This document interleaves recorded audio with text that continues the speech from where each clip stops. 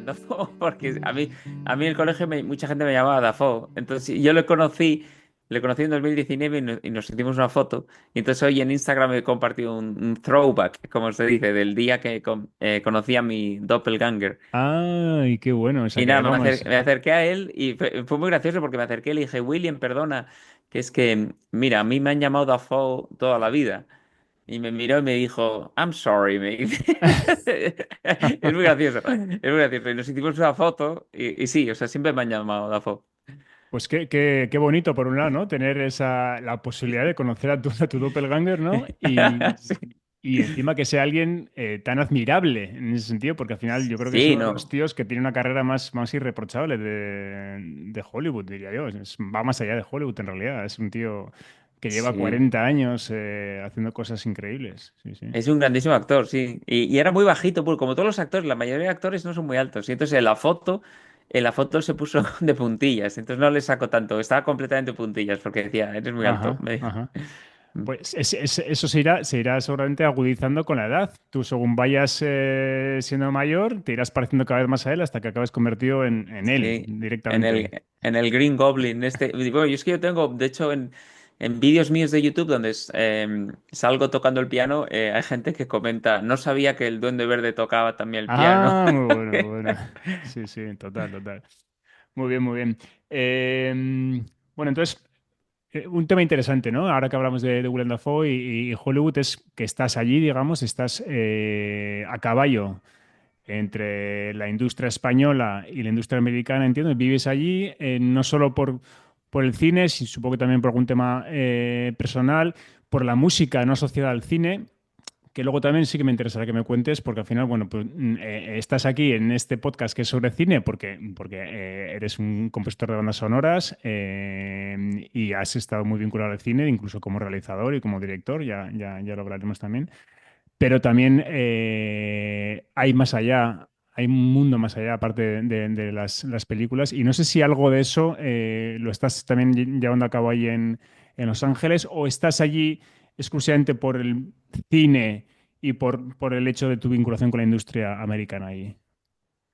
Bueno, a mí me gusta tener un poco un pie en los dos mundos. O sea, yo sigo necesitando componer música para las salas de concierto o muchas veces para Spotify o Apple Music, música que se escuche más, Ujú, más allá de la película. Y sí, me gusta hacer los dos. Y también me gusta, vamos, tengo el sueño de volver a dirigir en el futuro, pero ahora estoy muy centrado con las bandas sonoras. Ahora, de momento me gusta lo que hago, ujú, pero en unos años sí me gustaría volver a dirigir algún corto o si hay suerte hasta una película. ujú.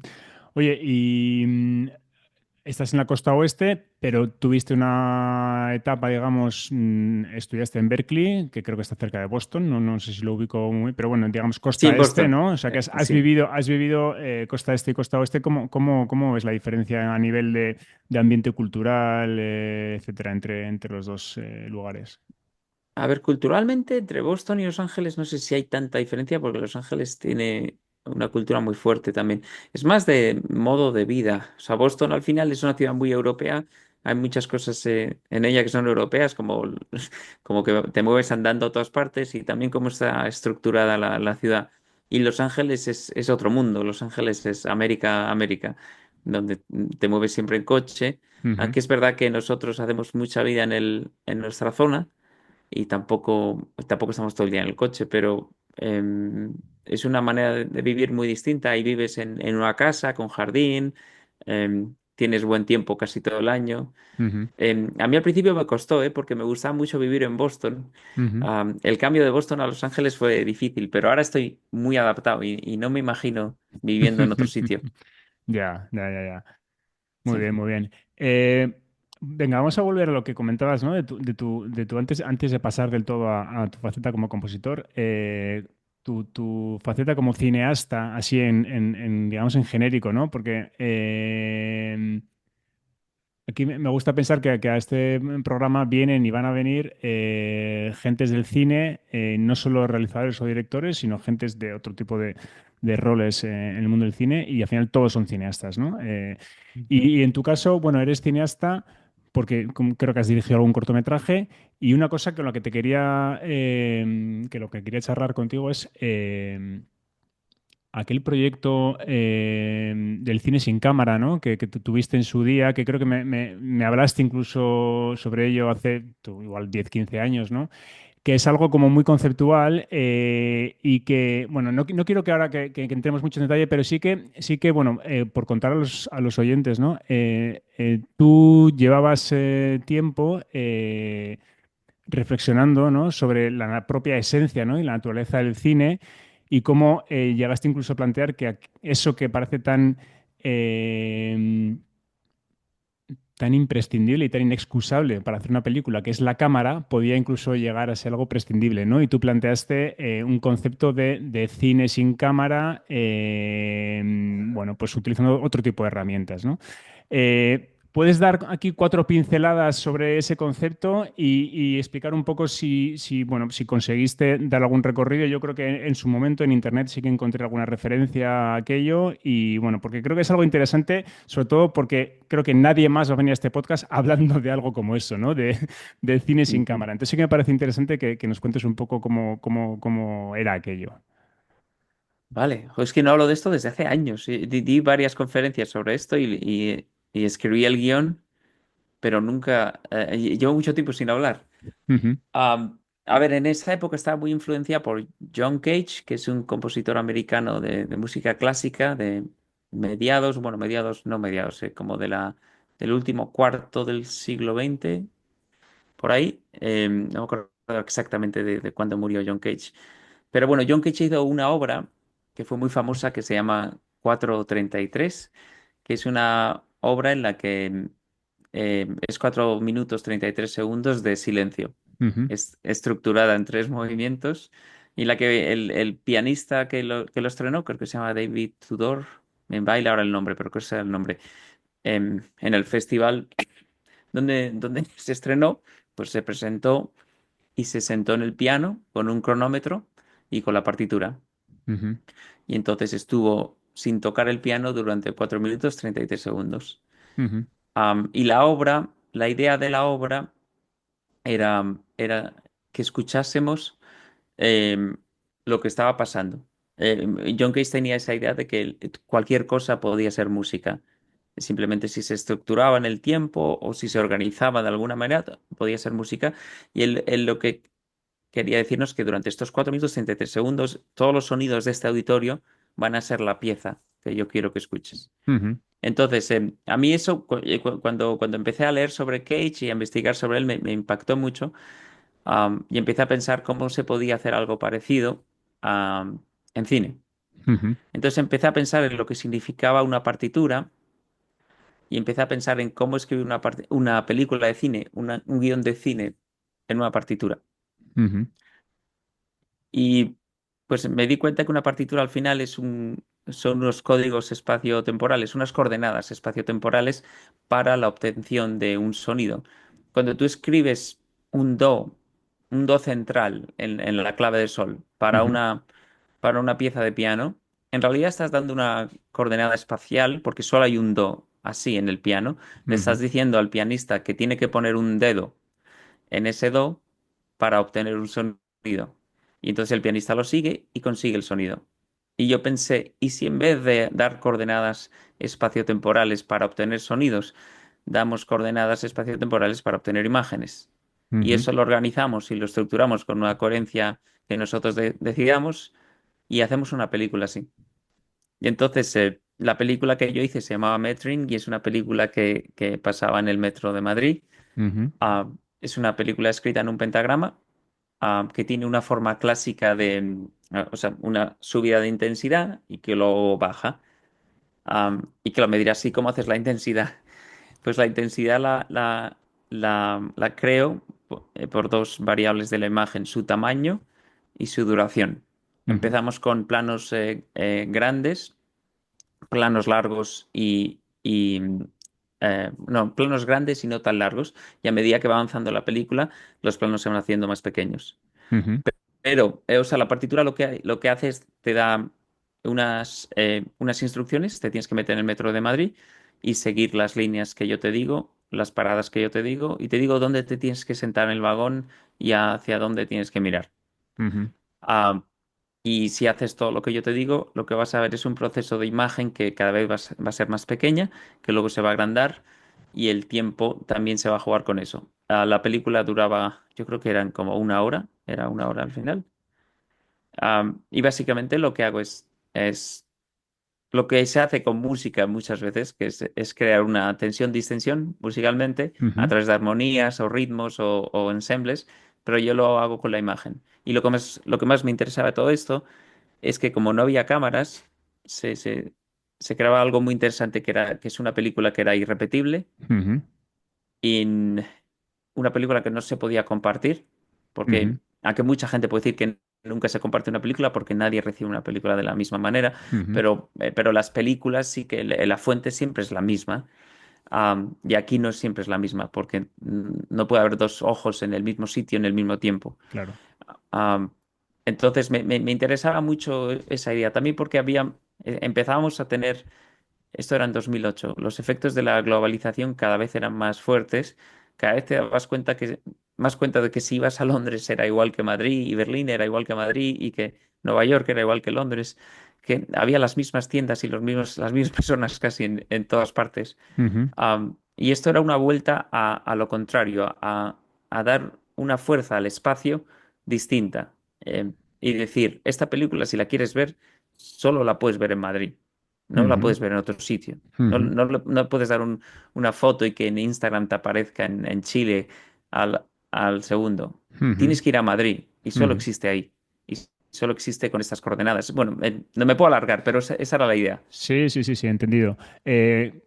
De alguna manera es una película para experimentarla de manera individual. Supongo que tendrías ciertos, no sé si llamarlos espectadores, ¿no? De aquella película y que te Sí. harían un feedback, ¿no? ¿Cómo fueron las Sí. sensaciones de la gente que vio tu película? Pues nada, a los cuatro zumbaos que convencí para que lo hiciesen, les gustó, les pareció una manera distinta de, no de experimentar, no, de Bueno, digerir y vivir la y de imagen. mirar la realidad al final, ¿no? También sí, sí, sí, porque al final los directores lo que quieren es dirigir tus ojos, Ujú, ellos lo dirigen con las cámaras, pero si ujú, podemos bypass las cámaras y directamente ir a los ojos, ujú, se puede hacer cine así, lo que pasa es que es un cine distinto, claro. ujú, totalmente. Muy Ujú. bien, muy bien. Bueno, pues ahí queda. Ese guión estará en algún sitio, supongo. Lo tengo que sacar. Estuve a punto de ver la luz con una editorial de aquí, pero luego ya me fui a Los Ángeles, empecé a hacer otras cosas y se me pasó. Pero yo creo que este podcast me va a animar a volver a... Es que llevaba mucho tiempo sin pensar en esto. Bueno, es decir, podría llegar a publicarse y, bueno, pues podría llegar a ser una película que cualquiera que esté en Madrid o que tenga, digamos, la posibilidad de ir a Madrid pueda Ujú, ver tu película sin cámara siguiendo las instrucciones de ese guión, ¿no? Es un poco el... sí, Ujú. sí. Muy bien, muy bien. Ujú. Pues ahí queda toda una revolución al final, ¿no? Más aún cuando fíjate que ahora estamos hablando tanto de la inteligencia artificial generativa y todo esto, ¿no? Eso sería totalmente el camino opuesto, ¿no? Sí, Vamos a sí. prescindir de Ujú, cualquier herramienta, no solo digital o de inteligencia artificial, sino vamos a ir a la esencia pura que es la mirada del ser humano, ¿no? Que es bestial. ujú, Muy bien, muy bien. Bueno, pues venga, vamos a pasar un poco a tu faceta como músico, que claro, al final, eh, como estás contando ahora y como yo lo que sabía de ti también, no deja de haber un cierto cineasta, un cierto director dentro de ti, ¿no? Pero como músico, de alguna manera también haces un trabajo de colaboración muy estrecha con el director. Y de alguna manera, bueno, pues reescribes la película, ¿no? Junto con él. ujú, Poner contexto a los espectadores, bueno, hay que decir que no lo hemos mencionado desde que hemos iniciado la charla. Estás nominado ahora al Goya para la mejor banda sonora por la película de Dragon Keeper, que es una película de animación que no he visto, por cierto.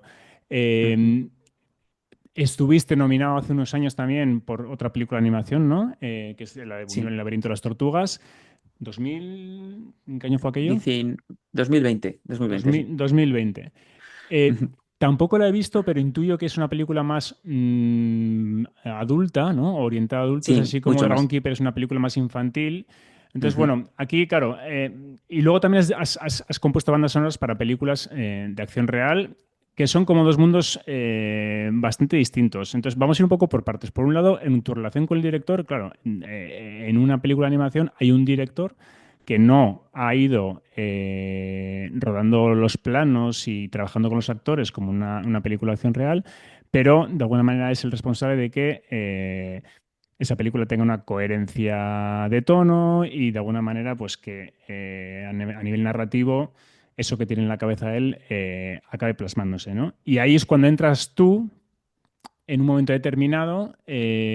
Supongo que según el proyecto, creo que es con el mismo director las dos películas que he mencionado, ¿verdad? Sí, Con lo cual con Salva, sí. tendréis una cierta dinámica de trabajo conjunto que igual habéis mantenido o no, igual habéis cambiado. Entrarás en una fase determinada y al final, bueno, pues como digo, tu influencia en la percepción final que hay sobre la película es, bueno, pues es bastante alta, ¿no? ¿Cómo ves este trabajo con el director, sobre todo en cuanto a plegarte, entre comillas, a lo que él te establece, ¿no? Pero a su vez también con el margen de maniobra que tú puedas tener para, bueno, pues para manipular en el buen sentido lo que la película propone, ¿no? Vale, es distinto con cada película y con cada director, pero el trabajo al final siempre es el mismo porque el trabajo del compositor es traducir la visión que tiene el director de la película a música. Ujú, Lo que él te cuenta, que normalmente yo suelo preferir cuando los directores hablan sobre todo de historia, de drama, de personajes y no de conceptos musicales, porque eso limita mucho. Es verdad que ujú, hay directores que pueden saber más música que otros, que igual tienen cierta formación, pero en general de lo que más saben los directores es de cine, es de historias. Entonces, la mejor manera de funcionar es cuando el director habla mucho de la historia y el compositor lo que hace es traducir esos conceptos a música. Y en ese sentido, en ese proceso, tiene que haber mucha confianza, porque al final es casi un acto de fe de los directores. Y es muy curioso porque los directores saben mucho de casi todas las facetas de la película, muchos saben mucho de cámaras, de montaje, ujú, de actuación, de producción. Conocen muy bien cada faceta de la película, pero la música suele ser un misterio. ujú, Entonces, en la música, el papel del compositor es como que necesita mucha más fe del director y tiene que haber una confianza. ujú, ujú, Am, y al principio lo que hacemos es tenemos reuniones donde se habla mucho, donde hay muchos conceptos que se sueltan ahí y, y el músico entonces tiene que empezar a traducir eso a una pieza musical. Y ahí es muy importante que la relación con el director sea fluida y sobre todo que haya que haya room, o sea, ¿cómo se dice? Que se espacio para, puedan, ¿no? Ujú, sí, espacio para hacer tonterías, para ujú, mandar cosas que a lo mejor puedan ser que estén completamente fuera de lo que el director quiere. Porque si no, si se va como con un enfoque así conservador, entonces muchas veces nos perdemos cosas que igual podrían haber funcionado. Entonces ujú, con Salva ya tengo una relación muy estrecha y él me deja, como ya sabe que lo que podemos hacer, yo no tengo eso, no tengo el miedo cuando le mando algo por primera vez de que él diga, pero ¿qué es esto? Si esto es una mierda que no funciona aquí. Y le puedo mandar cosas que a lo mejor al principio parecen completamente desencaminadas, pero que con el tiempo igual las ve mejor. Y no tengo esa necesidad de siempre mandar algo seguro. Que eso puede pasar cuando trabajas con un director por primera vez claro. que no las tienes todas contigo y que tampoco, vamos, quieres que la cosa vaya bien, Ujú, que puedes pecar de seguridad, de mandar lugares comunes que sabes que van a funcionar y no mover mucho ujú. eh, las cosas. Y bueno, con animación, por ejemplo, trabajar con Salva en animación es bastante distinto a trabajar en acción real, porque cuando trabajas en animación, sobre todo al principio, el primer mes, mes y medio, estás sobre todo trabajando con la animática. La animática es una versión de la película que no está acabada, Ujú, que son como trazos a lápiz donde falta color, falta la compo, faltan muchas cosas. Entonces ujú, las escenas no tienen la fuerza emocional que tienen al final cuando ves la película. ujú, A los personajes cuesta ver o entender bien los personajes, las acciones. Y ahí acabas componiendo más que a la escena, compones a lo que el director te cuenta en la escena. Es un proceso bonito en el que hay, el director se tiene que fiar de ti y tú te tienes que fiar de él mucho. Es Ujú. un acto de fe mutuo. Sí. Ahí entiendo que, claro, la manera en que se integra la música con las imágenes en la animación es muy distinta a la acción real. O sea, Ujú. por un lado, la animación parece que no solo admite más música, sino que pide más música en alguna manera, porque la expresividad, el nivel de expresividad es muy distinto en una película de animación que en una película de acción real, ¿no? Sí, Y por otro lado, totalmente. seguramente la influencia mutua de ambas cosas es distinta, porque así como una película de acción real quizás puedas pensar que, bueno, que ya hay mucho explicitado en la película para cuando llega la música, ¿no? En la animación quizás la música es más parte intrínseca de la película, ¿no? O sea, la articula de una manera más profunda y entonces influye seguramente más en el montaje y en las propias imágenes, ¿no? ¿Cómo es eso? Sí, es que a la música se le piden cosas distintas. En animación, tiene que estar mucho más cerca de la historia, mucho más implicada, tiene que cambiar más. En acción real, hay cosas que haces en acción real que funcionan, como hacer una atmósfera así sutil, unas notas de piano que simplemente empujan un poco la escena. Ahora, por ejemplo, acabo de ver la serie Querer en Movistar, Ujú, que es una gran serie, y ahí hay muchas escenas donde Velázquez hace como un ostinato de piano bastante sutil, con un par de notas detrás, y funciona perfectamente.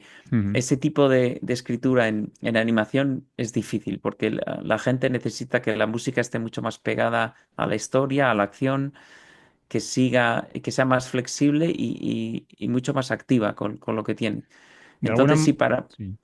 No, Perdona, dime. no, te iba a decir que de alguna manera, desde el punto de vista del músico, entre comillas, la música para la animación te puede permitir lucirte un poco más, ¿no? O sea, te da un poco más de margen como músico, ¿no? Para expresarte más libremente, ¿no? Puede ser, sí, sí, y aparte es verdad que hay muchas películas de animación que buscan mucho más la melodía y menos la atmósfera. Entonces, para los compositores que nos gusta hacer melodías, es uno de nuestros géneros favoritos por eso, porque Claro. nos lo piden. Ajá, claro. Tú eres, aparte de compositor, eres pianista, es decir, tu instrumento es el piano. ¿Cómo influye eso a la hora de componer? Entiendo que un compositor cuyo instrumento no sea el piano, sea, yo qué sé, el cello o sea el clarinete, al final generará melodías, generará música de otra manera distinta, ¿no? ¿Cómo ves que eso afecta al tipo de música que tú haces? Bueno, o sea, lo del piano te ayuda mucho porque te da una base armónica muy fuerte, pero es verdad que si tocas un instrumento de cuerda también te ayuda a escribir para cuerda, y hay muchas cosas que los compositores que vienen de la cuerda saben hacer muy bien. Es verdad también que todos los compositores tocan el piano, mejor o peor, pero tocan un poco, por lo menos para controlar el sequencer y para entender las armonías. A mí lo Ujú, que me gusta de haber sido pianista clásico y de haber tocado tantas obras de Chopin, Mozart, Beethoven, todos los grandes maestros, es que después de tocarles tanto tiempo, se crea una memoria armónica muscular en tus dedos. ujú, Es como que tus dedos entienden la armonía de una forma corporal que como que yo igual ni entiendo en mi cerebro. ujú, Em, y es verdad que cuando trabajas la armonía, muchas veces trabajas directamente en el papel, en la partitura, pensando en conceptos armónicos, pero hay veces que también cuando yo escribo melodías, dejo que mis dedos me guíen en el camino armónico, porque siento que mis dedos saben más armonía que yo, porque llevan años tocando a los grandes maestros. Y hay patrones en cómo se estructura la armonía ujú, que al final generan memoria muscular. ujú, ujú. Interesante. Eh, en ese sentido, el piano es un poco el rey de los instrumentos, ¿no? También porque digamos que maneja cosas que otros instrumentos seguramente no manejan. Yo no conozco todos, bueno, quizás, bueno, no sé, el arpa, otros instrumentos que se tocan a dos manos, ¿no? Pueden ser parecidos, pero en ese sentido sí que da cosas adicionales, ¿no? A otros Sí, instrumentos. para armonía seguro, para armonía es el instrumento mejor porque es donde puedes armonizar de verdad. Ujú. Oye, ahora que has hablado de tu formación como pianista clásico y bueno, entiendo que tu gusto por la música empezó con la música clásica y que has mamado eso desde siempre. ¿Desde siempre también empezaste a interesarte por bandas sonoras y por compositores de bandas sonoras o ha sido algo que ha llegado más tarde a tu vida? Primero fue el cine, primero fue mi pasión por el cine, aunque es verdad que obviamente la música me gustaba mucho, pero no pensaba tanto en bandas sonoras. Yo creo que, de hecho, la primera vez que pensé en bandas sonoras fue con la película Tesis de Alejandro Amenábar. Ajá. Eh, Hay una escena maravillosa donde tenemos a Ana Torrent y Fele Martínez en la cafetería de la Complutense Mm, y los dos están con cascos y Amenábar cambia el punto de vista de cada uno. sí, Entonces vemos a Fele Martínez con la música que está escuchando Ana Torrent sí, y vemos a Ana Torrent con la música que escucha Fele Martínez. Y Ana Torrent creo que tiene Vivaldi o Mozart, no me acuerdo lo que era música clásica sí. y Fele tiene música punky o heavy, no sé cómo describirla. Y es maravilloso. Me acuerdo cuando vi esa escena y me di cuenta es una escena obviamente muy extrema, porque ahí ves realmente el poder que tiene la música para impactar en una imagen. Claro. Pero me acuerdo de ver eso y pensar, yo quiero hacer eso, yo quiero tener esa influencia en una historia a través de la música. Ajá, total, total. Que bueno, ahí, ya que sacas eso, es interesante, ¿no? Que Amenábar ha sido compositor de sus bandas sonoras. No sé si lo sigue siendo, pero bueno, él empezó bueno, con ese enfoque de autor total, ¿no? Porque escribía sus guiones, Sí, dirigía y hacía la banda sonora, aunque no era músico de formación, pero de alguna manera tenía el criterio y el gusto, ¿no? Para confiar en su sí, y no, capacidad. y aparte lo hace muy bien, a mí me gusta mucho cómo compone. Y en mi primera nominación al Goya coincidimos, él estaba también nominado por Mejor Música para Mientras dure la guerra. De Ah, hecho, creo que en alguna entrevista leí que para él la nominación que más ilusión le hacía era la de Mejor Música. ajá. A mí me encanta lo que hace. Los temas que escribió para Tesis son muy buenos. Abre los ojos también. Tiene mucho. O sea, su música es muy cinemática. Ujú, ujú. Sí, sí, curioso. Muy bien. Una cosa que estás comentando constantemente es el efecto que tiene la música en las imágenes, ¿no? Y que es algo obvio. Hay una parte, ¿no? de resolver los problemas que la imagen no ha conseguido resolver, ¿no? Que tiene la música. Digamos que tiene como dos funciones principales que yo veo. Una de alguna manera te levanta la película, ¿no? Te levanta la ficción y te lleva la película a ese plano un poco encima del suelo, ¿no? Que es donde tienen que estar las películas para que se levanten del naturalismo puro, ¿no? Y de la realidad. Y por otro lado, te empastan y te ayudan a corregir ciertas cosas que quizás sin la música pues chirriarían, ¿no? Es una función Sí, como muy instrumental de la música y luego está la parte quizás que es más de alquimia, ¿no? De cómo de repente una imagen concreta acompañada de una música determinada de repente hace que eso llegue a otra dimensión, ¿no? sí, sí, sí, sí. O sea, tiene un margen de influencia enorme, enorme. Aunque sí que es verdad que yo no creo que una mala película. O sea, la música no puede salvar a una mala película. Ujú, Es muy difícil. Si la película no está, ujú, es muy complicado. Pero ujú. sí que es verdad que le puede añadir 2 puntos. Y a lo mejor, si la película es un 3 igual puede ponerla en 5, no lo sé. Pero si la película no está, la banda sonora no lo va a levantar. En la banda sonora también se puede, entre comillas, cargar una película. Puede hacer que la película no avance bien o que no cuaje del todo si la música no está bien colocada. Bueno, Para mí un ejemplo sí. mágico de lo que puede hacer la música para una película es Cinema Paradiso, Ujú, que aunque suene a blasfemia, yo creo de verdad que la película en sí no es tan buena. ujú, Que la película tiene muchos problemas de montaje, tienes problemas de cómo fluye la historia, pero claro, que con esa banda sonora de Morricone es que no, es una obra maestra, o sea, es una película ujú, maravillosa, que funciona perfectamente. ujú, Pero yo he hecho el experimento de verla sin la música Morricone ujú, y no sé, se le ven las costuras, ¿no? Hay cosas que los personajes no, no, no cobran vida de esa manera. Es distinto. ya. En el ejemplo opuesto, cuando estabas diciendo que hay bandas sonoras, digamos, que pueden estropear una película, yo tengo un ejemplo relativamente reciente que es el de la película de Punch Drunk Love de Paul Thomas Ah, la Anderson. de... que tiene Sí, una banda es sonora verdad. súper extrema, que es, o sea, que te saca de quicio realmente. Realmente Ujú. es una apuesta muy, muy radical y muy valiente por parte del director, pero yo creo que esa película con otra banda sonora me gustaría bastante más de lo que me gusta. Ya, no lo hace tiempo que no la veo. Sé que me encantó la película, no me acuerdo bien de la banda sonora, pero Mm. ¿por qué te sacaba? Sí, es muy agresiva y es muy... Ujú. parece a veces que va como por su cuenta. Es decir, parece que no acompaña las imágenes, sino que va... intenta generar cierto malestar.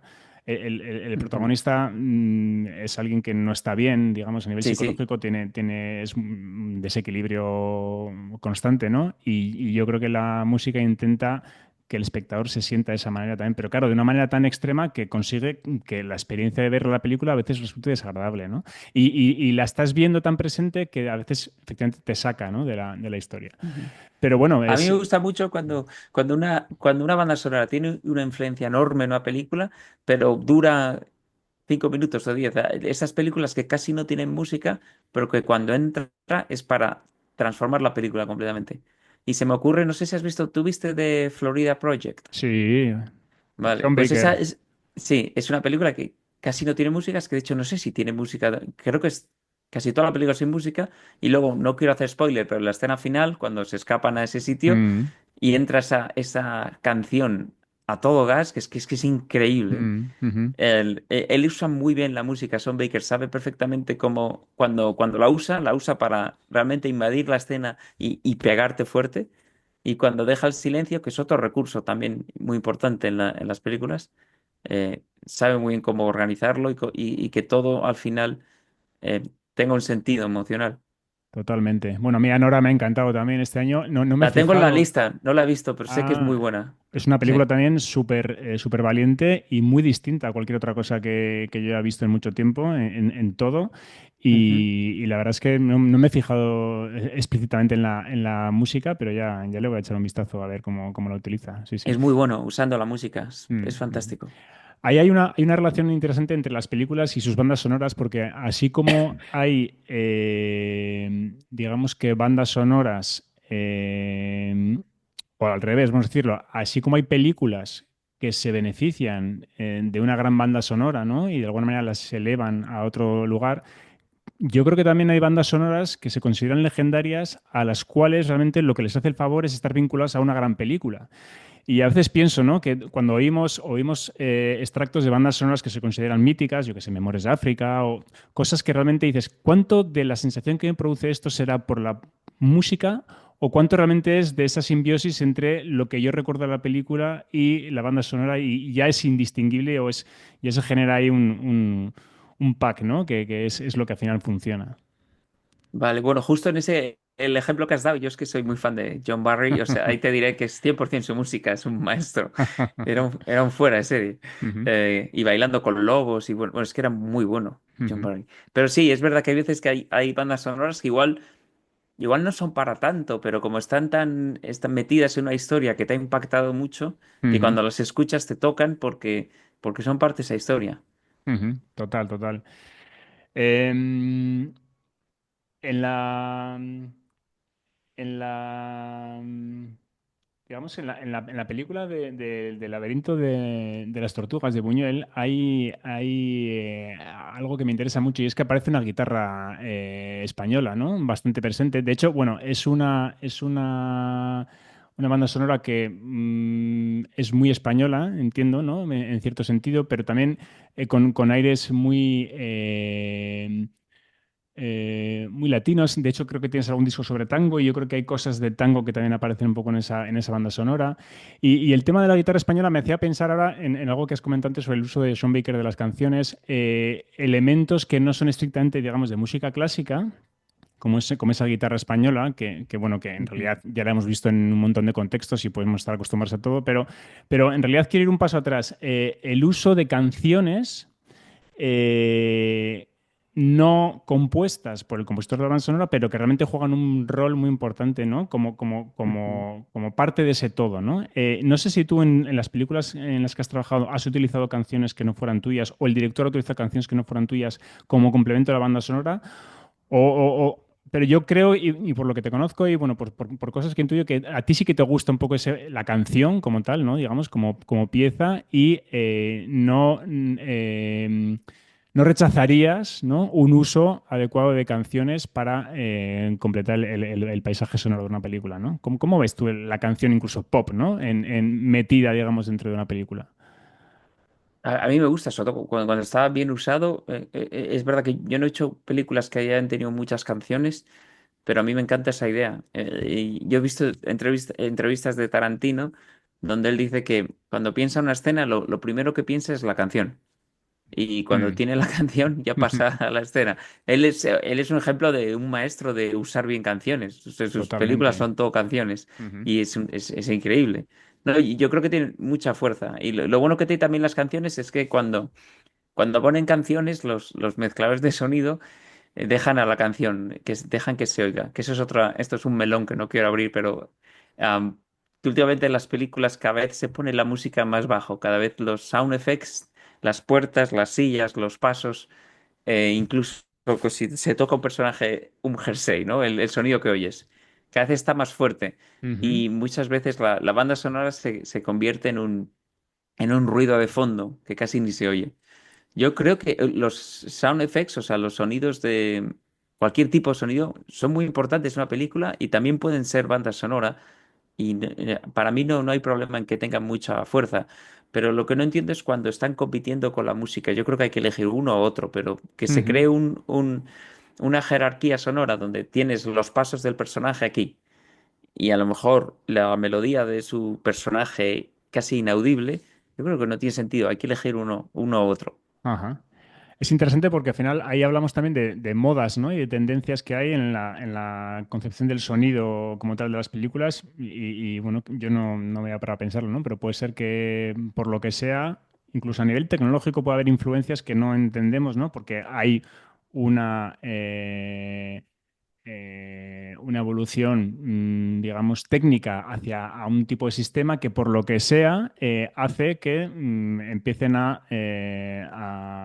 hacerse las cosas de una manera determinada, ¿no? Y no sé si las películas se van contagiando las unas de las otras, es un poco el espíritu del tiempo, ¿no? Que hace que ciertas prácticas se vayan imponiendo como de manera generalizada bueno, pues igual es una parte de eso, ¿no? Hacer cosas que sean como más físicas y dar más importancia a los sonidos, digamos, más naturalistas, entre comillas, y no tanto a la música que es lo artificioso, entre comillas, también, ¿no? Pero bueno, Sí, aquí... también la tecnología yo creo que ha influido mucho. Yo creo que tienes razón porque antes para poner sonidos había que ir a grabarlos, había que tenerlos grabados. Y ahora cualquier ingeniero de sonido tiene una librería que tiene 2000 sonidos de pájaros, 400 sonidos de, de puertas de coche cerrándose. Que no sé si has estado hace poco en un cine, cada vez que se cierra la puerta de un coche es como un terremoto. O sea, es que no sé, que en la vida normal los coches no suenan así. Pero bueno. Yo entiendo Sí. que se tenga que reforzar un poco, pero es que hemos llegado a unos sitios un poco cómicos. Ujú. Los sonidos de pájaros cuando los personajes están fuera, al aire libre, también suele ser, si el director no está ahí controlando, a veces puede haber un festival de pájaros. En, Am, en ese sentido, en cuanto a estética sonora, ¿ves diferencias entre el cine español y el cine americano? Siempre las ha habido, yo creo. De hecho, yo recuerdo mucho a Alex de la Iglesia hablando sobre El Día de la Bestia y diciendo que él quería que esa película sonara como sonaban las películas americanas, ¿no? ujú. Eh, Hay ¿Crees que mucha hay diferencia. hay Yo creo que diferencia, sí. ¿no? Sobre todo cuando en las películas grandes de los estudios, y no sé si es una cuestión de tiempo o de medios, pero por ejemplo, si ves Frozen. En Frozen, ¿es en la primera o la segunda? Creo que es, no, Frozen 2. Hay unas cosas que hacen con el Foley, con la música, con la manera en que lo entrelazan y lo mezclan, que es que aquí yo no lo veo nunca. Cosas como Elsa tiene una batalla enorme con el caballo ese de hielo Mm. en el océano, o no, en un mar o en un lago, no sé lo que es, y hay muchas olas. Si eso, sin nombrar a nadie, pero si eso se hubiese mezclado en Europa, muchas veces lo que hacen es, tenemos el agua aquí muy fuerte y la banda sonora te olvidas, ya no hay banda sonora en esa escena, simplemente es un festival del agua arriba y abajo. Y ellos no hacen eso, pero tampoco ponen la música arriba y no oír el agua. Es una mezcla muy flexible, en la Ujú, que tienes las trompas aquí cuando ves a Elsa, cuando se acerca una ola, entra la ola y solo oyes la ola y no se oye casi la música. Y luego cuando se levanta ella vuelves a oír a los chelos, pero es una mezcla muy orgánica en la que no es esto aquí, la jerarquía sonora es muy flexible, está todo el tiempo cambiando, es muy orgánico ujú.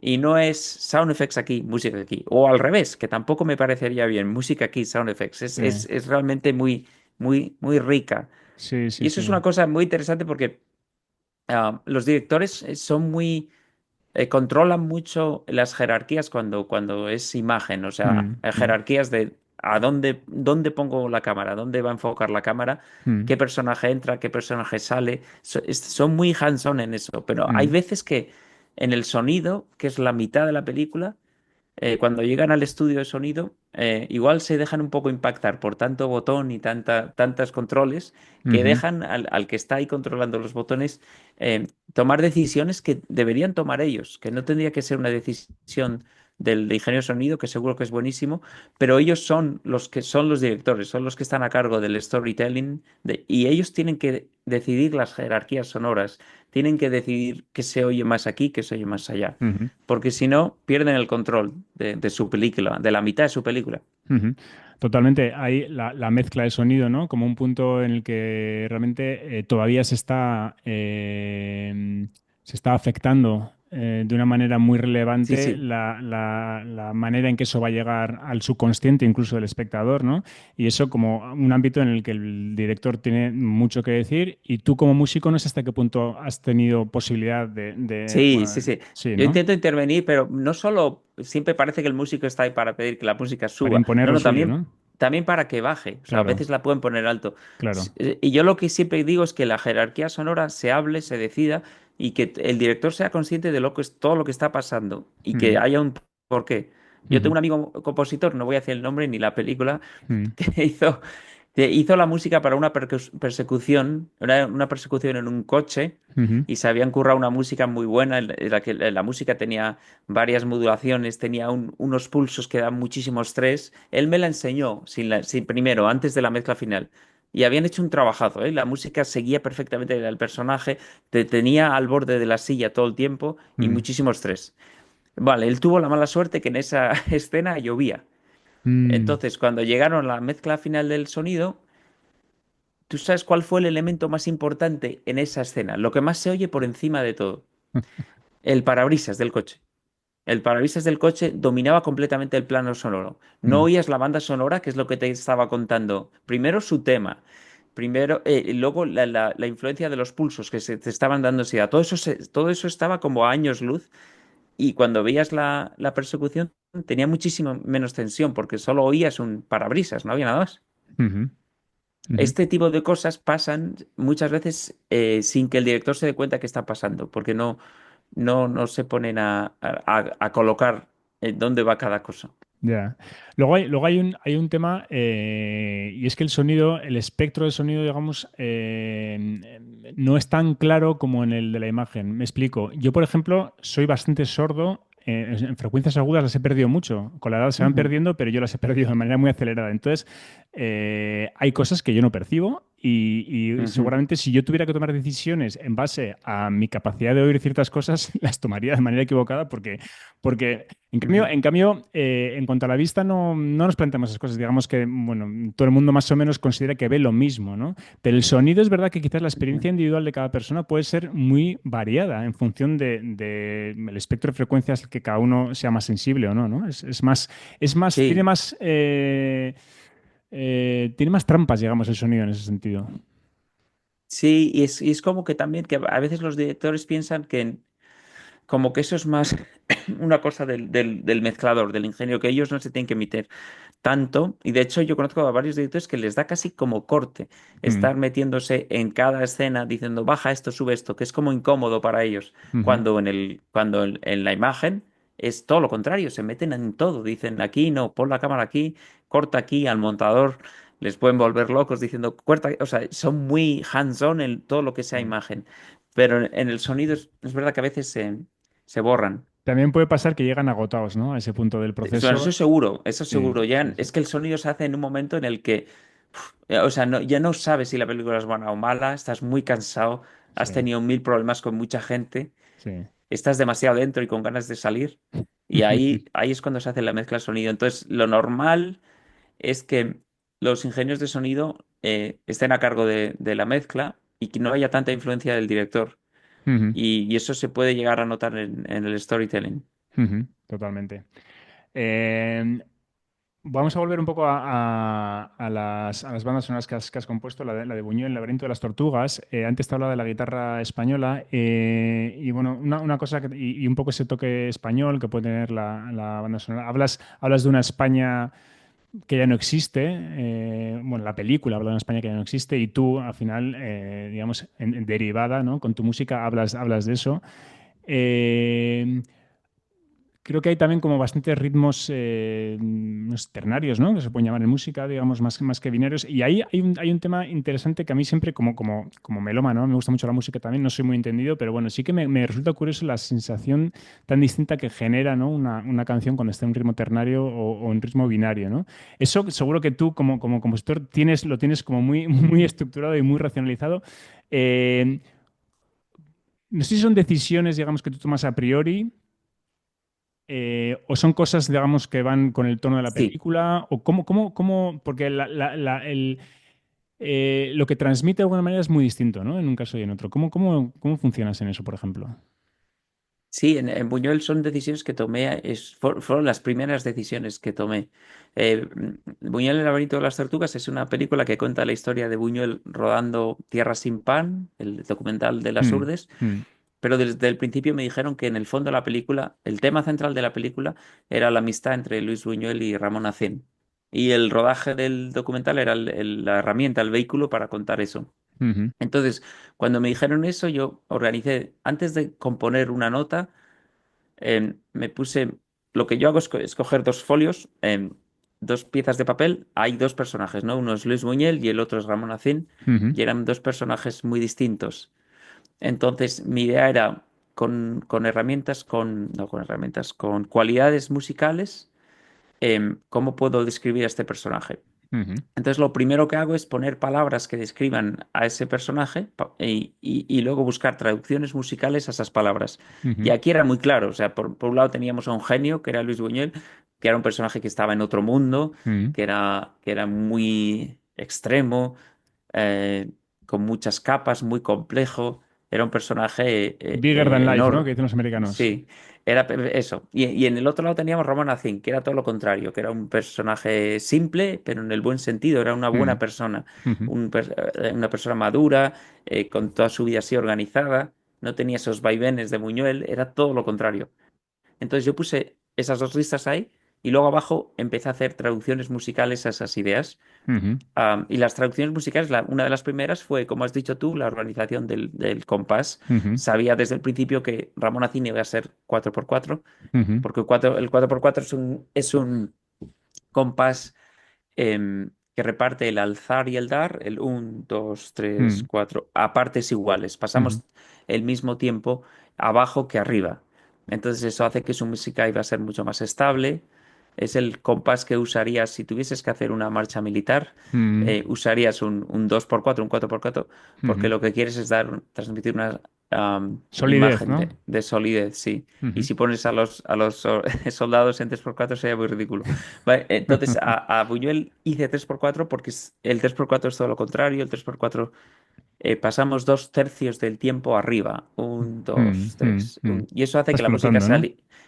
sea más ligera. Y como Buñuel yo lo colocaba aquí y a Ramón Acín aquí, pues entonces le di el 3x4. Y luego Ujú, con otras cosas. Buñuel iba a tener una armonía menor y con muchas más notas fuera del acorde, más compleja. Ramón Acín iba a ser mayor ujú, y con notas sobre todo el acorde. ujú, La textura iba a ser más con más contrapunto y un poco más compleja para Buñuel. Y Ramón Acín iba a ser melodía acompañada con mm, la cuerda haciendo blancas y redondas y una melodía simple arriba. Ujú, Todo eso yo lo hago antes de componer una sola nota. Eso es como un plan de acción para ujú, acercarme a esos personajes con esas cualidades musicales que van a describir quiénes son ellos. ujú. Interesante. Muy bien. Pasamos, por ejemplo, a otra película cuya banda sonora has compuesto, que es Playa Negra, ¿no? Que es Ujú. una película de acción real. Sí, Un poco Black también Beach. Black Beach, claro, no sé si en español cómo se titula, si era Playa Negra, entiendo que sí, ¿no? Que es Creo un que conservaron el título Black Beach. Ah, sí. Ah, vale, vale. Sí. Em, la película es un thriller, digamos, ¿no? Político, o tiene ciertos tintes políticos. Y claro, tú Ujú. ahí es curioso, ¿no? Porque así como los directores, los músicos, etcétera, al final hacen cosas a lo largo de su carrera que más o menos tiene una cierta coherencia, porque al final no dejan de ser extensiones de su personalidad y en general, pues tendemos a hacer cosas que están dentro de un rango determinado de temas y de tonos. Claro, tú como compositor haces una película sobre Buñuel de animación, haces un thriller político en acción real, luego vuelves a hacer una película de animación pero infantil, entonces de alguna manera tú te tienes que adaptar, ¿no? Incluso a nivel de tu propia personalidad a cosas que están muy alejadas unas de las otras, ¿no? Y haces una película que es una banda sonora de un thriller político que tendrá seguramente, o tiene, porque la está escuchando, tonos más sombríos, ¿no? Y más oscuros. Bueno, pues, ¿cómo ves tú esa parte un poco de adaptación casi de tu alma, ¿no? Al material que tienes Mm. que tratar. Es complicado, ¿no?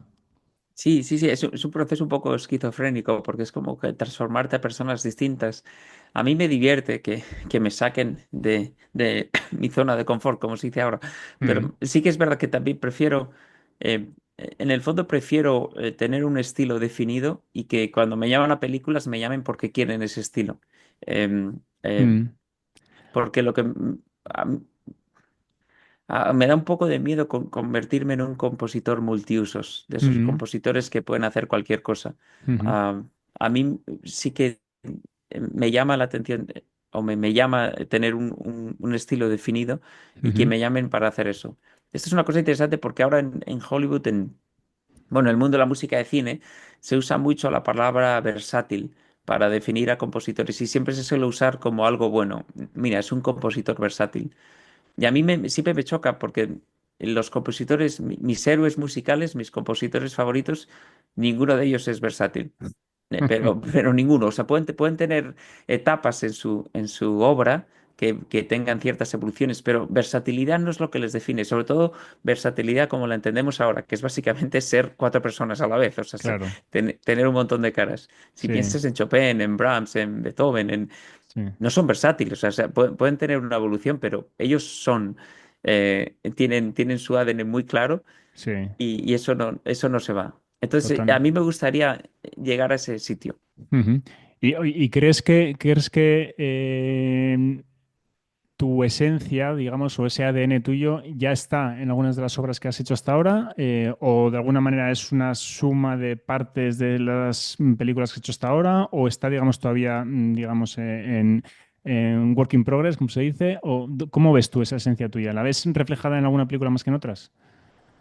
Sí, yo creo que está, sí, yo creo que en Buñuel, en partes de Dragon Keeper, en, o en partes de Dylan and Zoe, una película americana que hice Ujú, hace un par de años, yo creo que sí que está ujú, y me gustaría seguir desarrollando ese camino.